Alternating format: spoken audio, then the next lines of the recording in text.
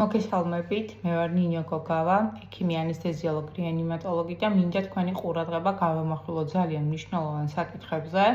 დღეს სოციალურ ქსელში ძალიან ბევრი თვითგამოცხადებული ექსპერტი ძალიან ბევრ მნიშვნელოვან განცხადებას აკეთებს, რომელიც ჩვენს მოსახლეობას მისდა უნებურად სჯერა და ვფიქრობ, რომ ძალიან მნიშვნელოვანია დღეს ძალიან ბევრმა ექიმმა და კომპეტენტურმა ადამიანმა ისაუბროს მსგავს თემებზე, რაც შეეხება მედიცინას, რაც შეეხება კვებას, რაც შეეხება მიკრო და მაკრონუტრიენტებს და რაც შეეხება იმ ნივთიერებებს, რომელიც უნდა მიიღოს ან არ მიიღოს ამა თუ იმ ადამიანმა. იმიტომ რომ მიუხედავად იმისა, რომ 21 საუკუნეში ძალიან მარტივად შეიძლება რამის პოპულარიზაცია ან არაპოპულარიზაცია მოვახდინოთ, ძალიან ბევრი არასწორი ინფორმაციები ვრცელდება TikTok-ით, Facebook-ით თუ სხვა სოციალური ქსელებით.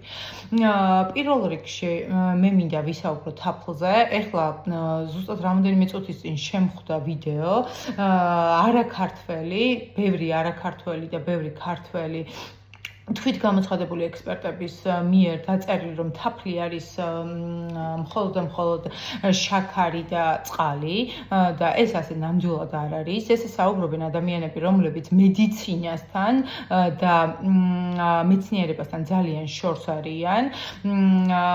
საკვები მხოლოდ კალორიები, ცილები, ცხიმები, ნახშირწყლები არ არის. ბევრი საკვები შეიცავს და განსაკუთრებით თაფლი ისე ბიოაქტიურ მოლეკულებს და ბიოაქტიურ ნივთიერებებს, რომლებიც ჩვენს ორგანიზმზე, ადამიანის ორგანიზმზე მოქმედებს ბევრად უფრო ღრმად და მრავალფუნქციურად, ვიდრე მხოლოდ ცილები, ცხიმები და ნახშირწყლები. სწორედ ამიტომ არის, რომ თაფლი არ შეიძლება ზედმეტად გავაცხელოთ, არ შეიძლება ზედმეტად ცხელწყალში მოხვდეს, რადგან სწორედ ეს მოლეკულები, ეს ბიოაქტიური მოლეკულები, ფლავონოიდები იქნება თუ სხვა პოლიფენოლები თუ ფერმენტები იშლება და მის სასარგებლოთვის სწორედ ამ ნივთიერებების გამოა, რომ თაფლის არ შეიძლება ზედმეტად გაცხელება, ზედმეტად მაღალ ტემპერატურაზე მოხვდეს ნაწილი იშლება.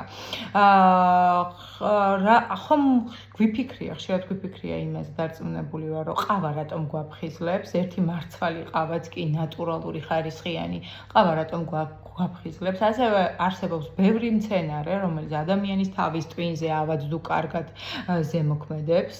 ამიტომ ეს კიდევ ერთი დასტურია იმის, რომ საკვები მხოლოდ კალორიები არ არის, საკვები მხოლოდ ნახშირწყლები არ არის და ცილები არ არის. მე მჯერა, რომ უზენაესმა გონმა ჩვენი ბუნება ბევრად უფრო ღრმა ფასეულობებით შექმნა.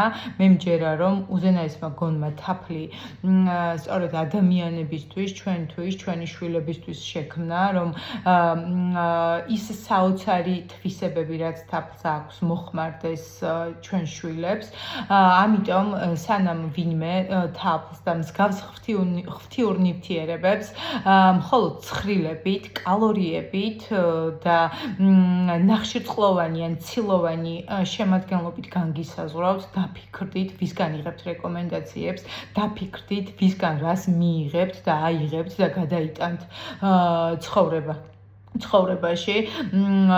მეცნიერება რაც უფრო ღრმად ჩადის ესეთი საოცარი ნივთიერებების სიღრმეში, როგორც არის თაფლი და სხვა ბევრი მნიშვნელოვანი მცენარე იქნება თუ საკვები, მით მეტ სირთულეს აღმოაჩენს და მერწმუნე ძალიან ბევრია წინ კიდევ აღმოსაჩენი. ამიტომ მეგობრებო, თაფლი მიეცით თქვენ შვილებს, მიირთვით, ჩაანაცვლეთ შაქარი თაფლით, ჩაანაცვლეთ ხელოვნური დამატკბობლები თაფლით და გისურვებთ ჯანმრთელობას.